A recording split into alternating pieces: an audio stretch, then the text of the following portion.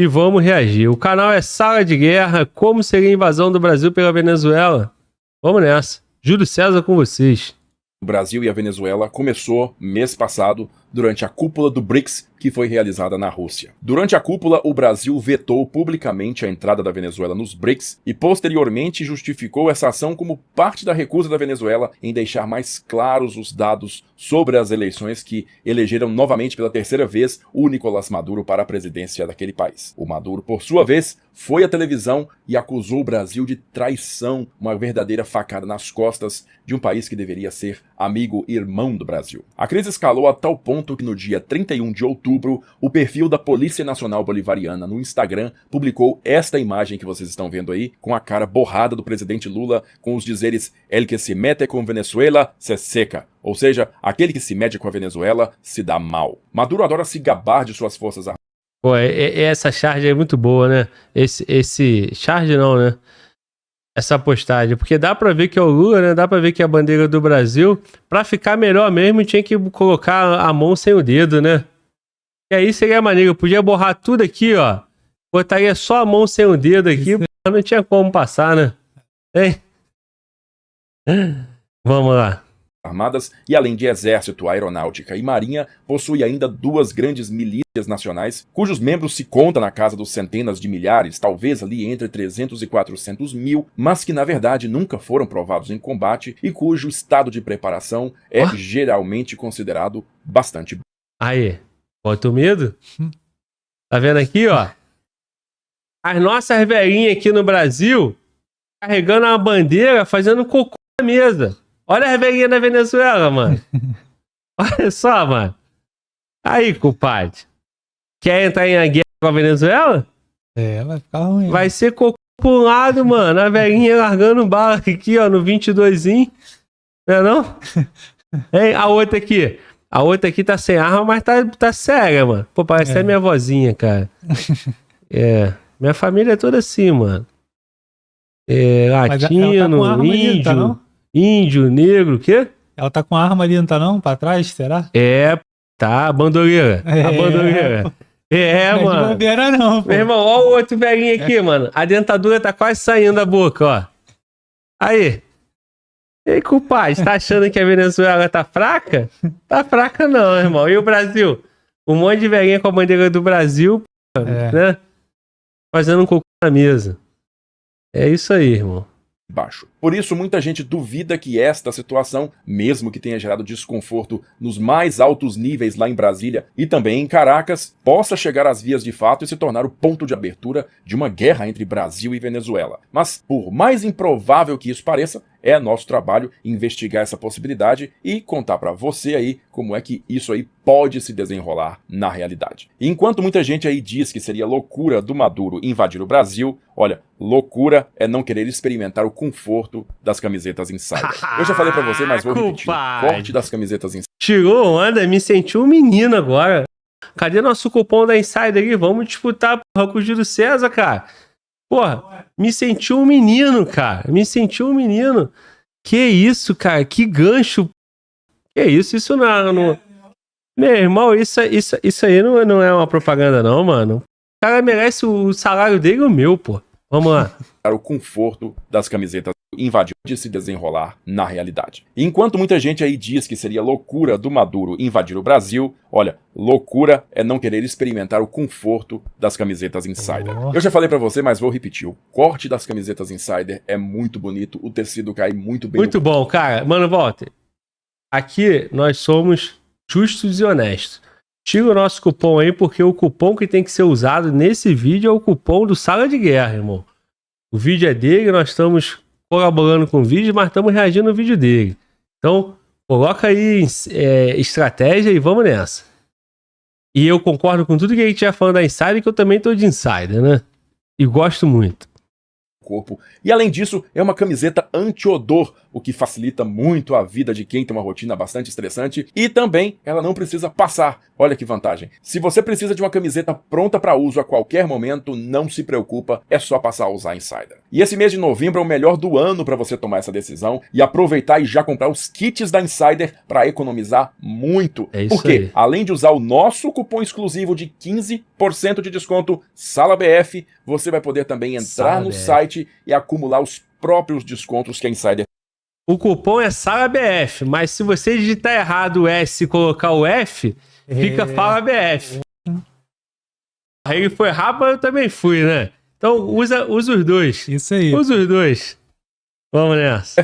Você vai poder também entrar no site e acumular os próprios descontos que a Insider está te dando, chegando até 40% de economia nas suas compras lá. Olha que praticidade, se você clicar no link que está na descrição aqui, o cupom já vai estar aplicado, mas é por tempo limitado, hein? Então, corre lá. Governos autoritários, quando envolvidos num conflito... Pô, tá dando mole, né, Júlio? Bota o QR Code aí também, porque o cara já usar o QR Code, mas já que ele não botou, a partir de agora pode entrar com a Insider, né? Já acabou o merchan, agora é o nosso. Vamos lá, deixa a estratégia aí, tô brincando.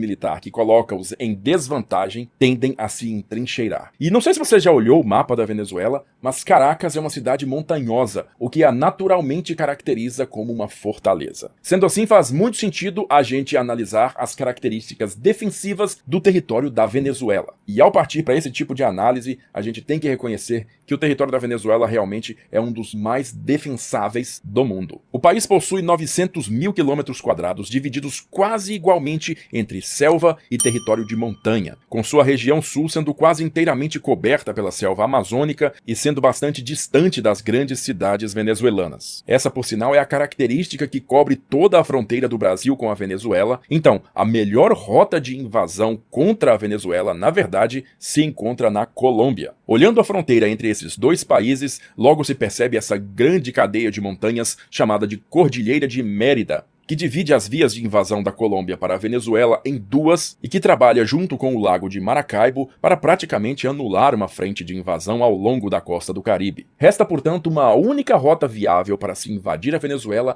e chegar rapidamente a Caracas para desalojar o governo de lá. Esta rota é uma grande planície de 100 mil quilômetros quadrados chamada de Los Llanos, que começa em território colombiano e se estende até a base da cadeia de montanhas na qual se localiza Caracas. Então, claramente, Los Llanos é a maior preocupação dos planejadores militares venezuelanos e, portanto, é lá que você vai ver a maior quantidade de bases militares venezuelanas e também de destinação de contingente mais pesado. Já a fronteira...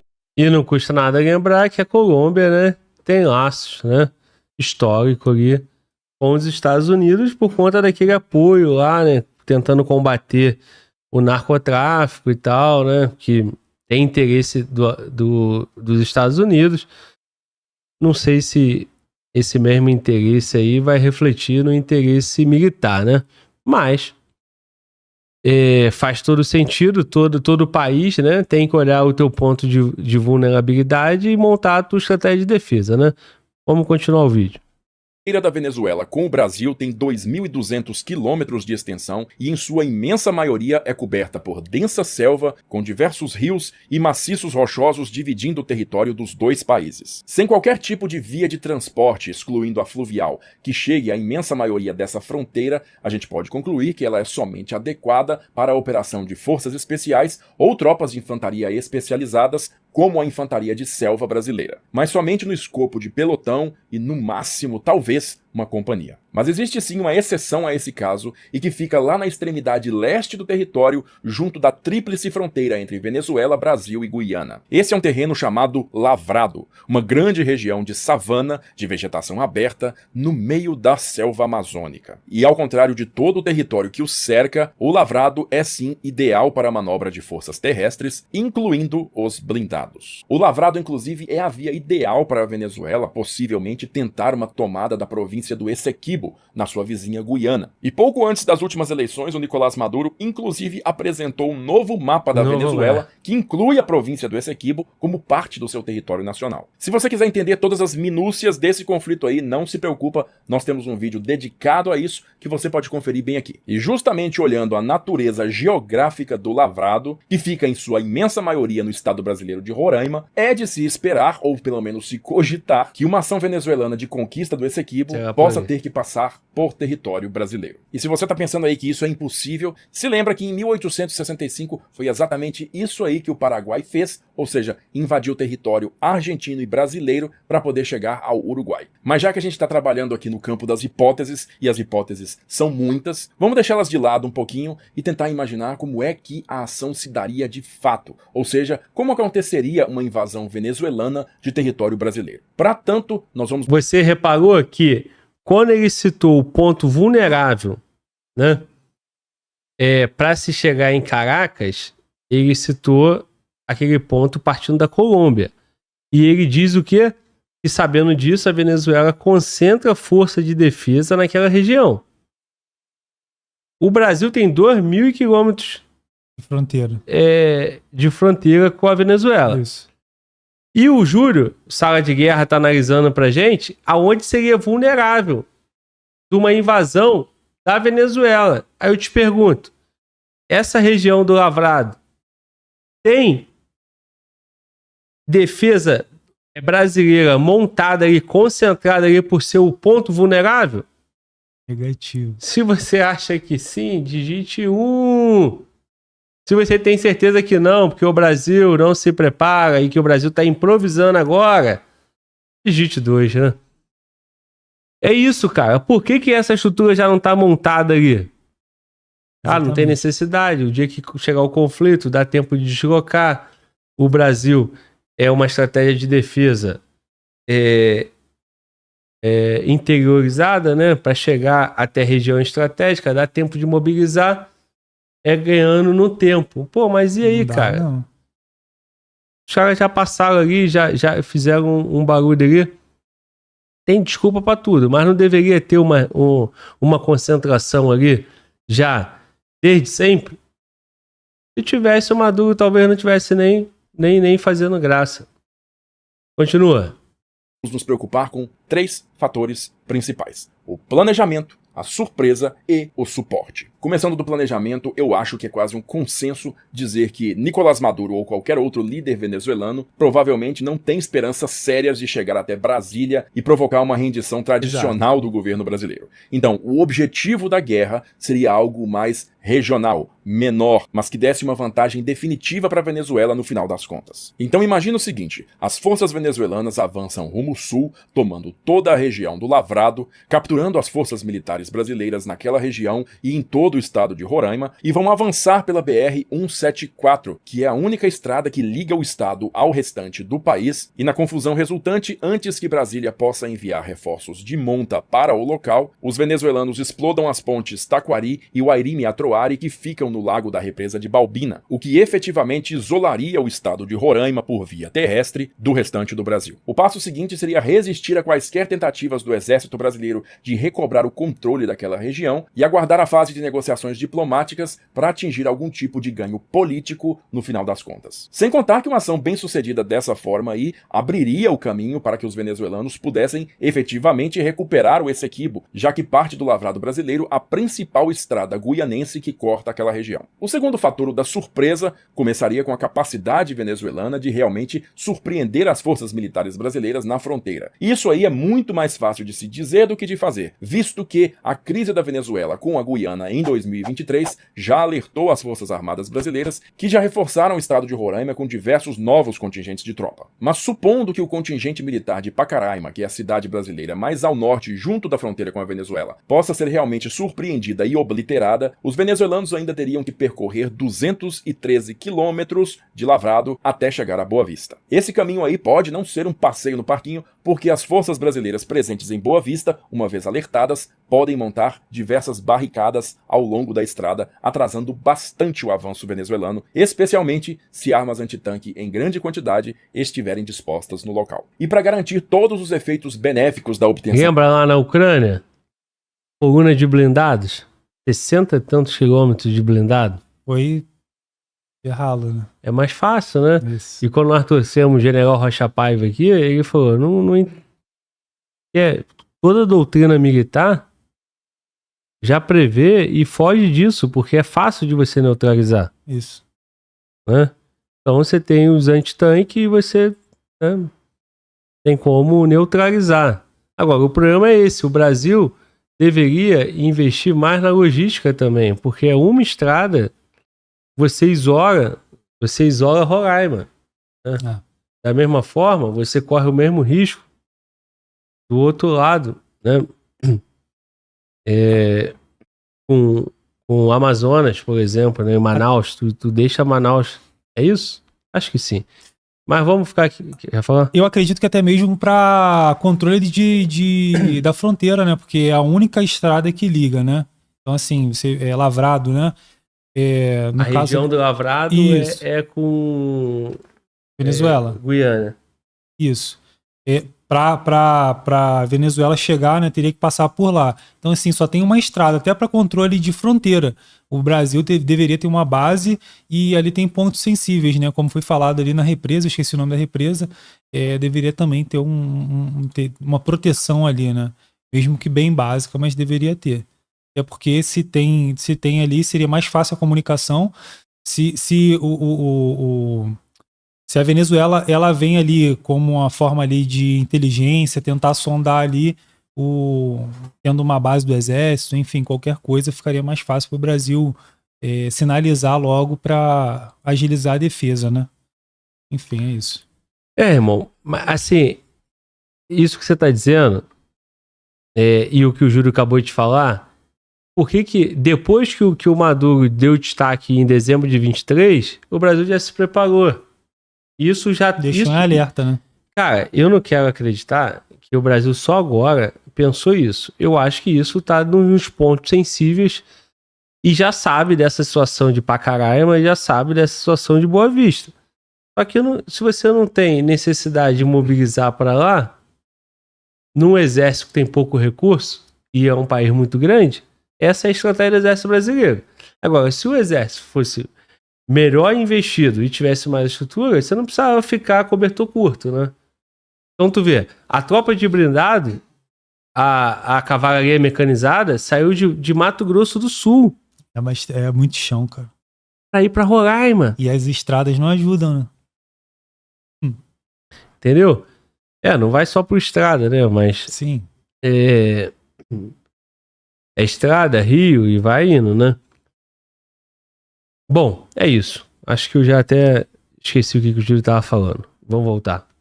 A Boa Vista. Esse caminho aí pode não ser um passeio no parquinho, porque as forças brasileiras presentes em Boa Vista, uma vez alertadas, podem montar diversas barricadas ao longo da estrada, atrasando bastante o avanço venezuelano, especialmente se armas antitanque em grande quantidade estiverem dispostas no local. E para garantir todos os efeitos benéficos da obtenção de surpresa, a base aérea de Boa Vista também teria que ser atacada e obliterada na primeira hora de ação, para evitar justamente a decolagem de aeronaves brasileiras, assim estabelecendo uma superioridade aérea venezuelana ao longo de toda a região norte do estado de Roraima. E para manter o ímpeto além dos primeiros quilômetros de avanço em território brasileiro, os venezuelanos têm que manter a integridade de sua longa linha de suprimentos, ou seja, mais uma vez, a FAB teria que ser exterminada não só do estado de Roraima, como também, idealmente, de toda a região norte, o que realmente pode ser complicado de fazer. Por fim, analisando a questão do suporte, os venezuelanos teriam uma cadeia de suprimentos extremamente longa, chegando a 1.300 quilômetros até Caracas ou 600 quilômetros se os principais depósitos forem montados em Ciudad Guayana, que fica no meio do território venezuelano,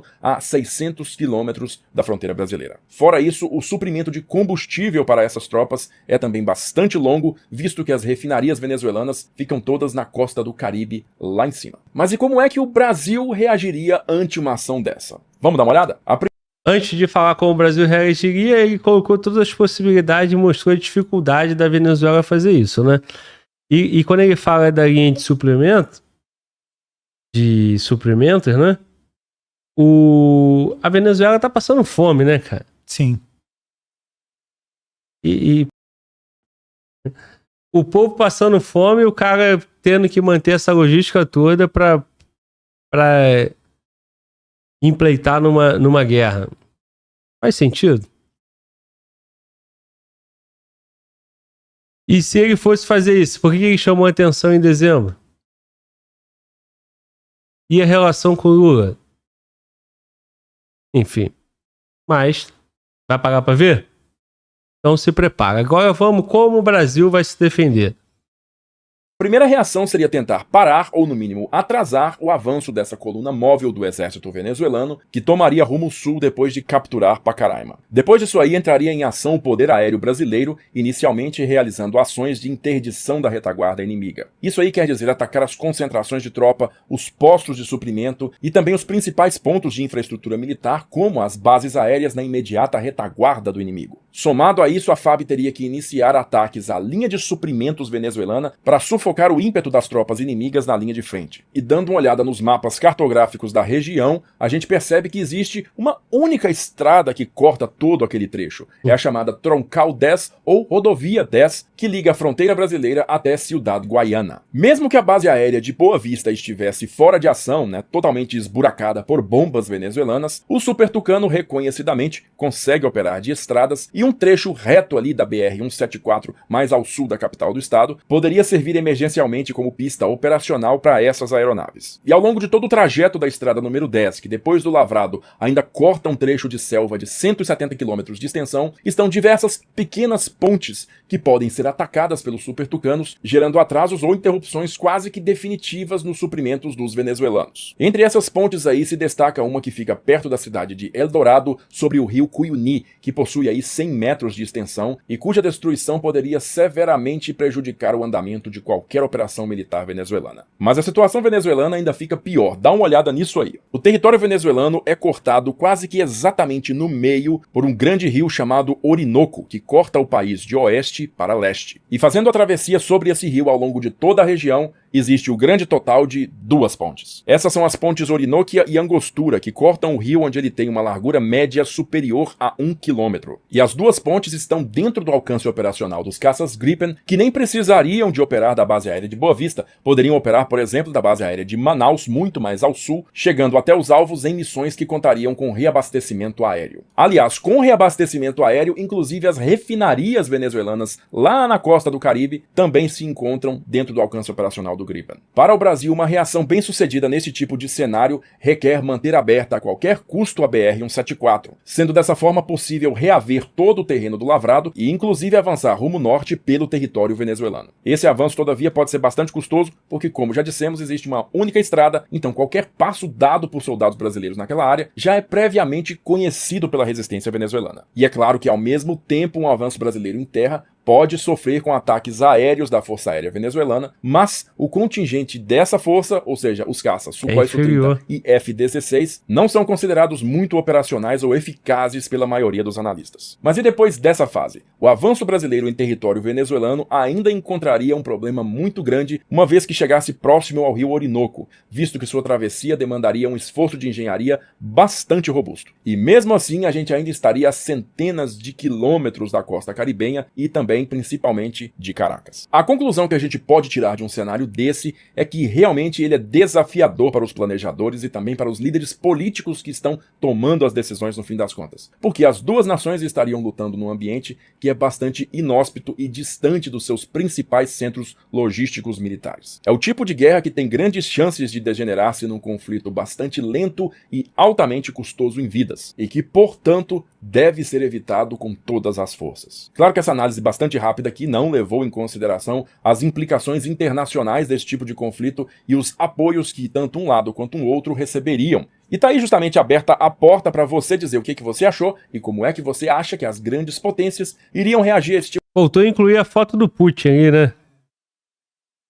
Porque a China tem interesse nesse conflito todo aí, tá ganhando com tudo isso, né?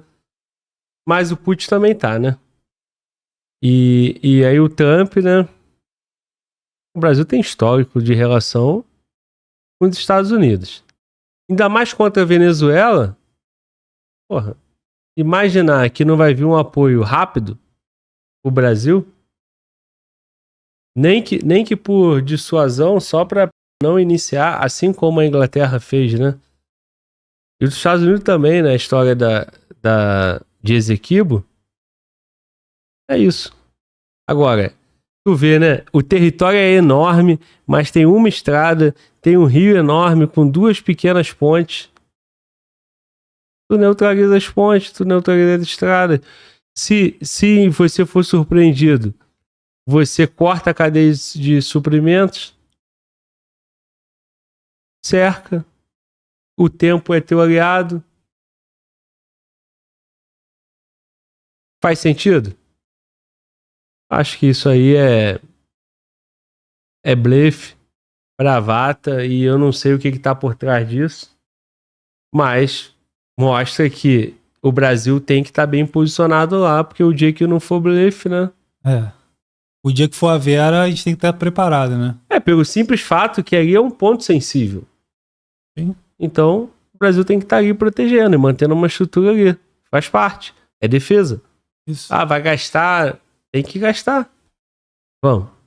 Tipo de conflito e como é que factualmente algum tipo de ajuda iria chegar à Venezuela ou ao Brasil. Então usa a caixa de comentários aí pra dizer o que você achou, compartilha esse vídeo com seus amigos e dá um joinha pra gente, não se esquecendo de se inscrever na Sala de Guerra pra não perder mais nada. Muito bom. Eu vou ficando por aqui, agradeço novamente a sua audiência e aquele O cara quando é brabo, né? Ó, produção, Júlio César Guedes. Roteiro, Júlio César Guedes. Comunicador, locutor, Júlio César Guedes. abraço da Sala de Guerra. Em 2025, a Sala de Guerra vai te levar numa viagem épica para conhecer de perto os lendários projetos secretos e aeronaves a jato da Luftwaffe e do Japão na Segunda Guerra Mundial, e mergulhar na história da construção da mais complexa arma do conflito, a bomba atômica. Conheça de perto os locais históricos, siga os passos de Robert Oppenheimer e sua brilhante equipe, e aproveite para fazer um fantástico voo num verdadeiro bombardeiro Boeing B-29 Super Fortress. Garanta já o seu lugar na Missão Átomo 2025 da Sala de Guerra. Clique no link na descrição, as vagas são limitadas. Assista agora. E se você chegar lá falando que veio do canal Fala Glauber, você vai ganhar um... Muito obrigado. Né? Mas... aí. Quem sabe? Fala lá, quando o Júlio voltar aqui eu falo, foi uma rapaziada lá, hein? Vamos dar um descontinho pra gente. Então é isso, rapaziada. Canal Sala de Guerra, muito bom. Júlio César Guedes. E um excelente vídeo aí mostrando, né, as possibilidades de invasão e como o Brasil se protegeria contra a Venezuela.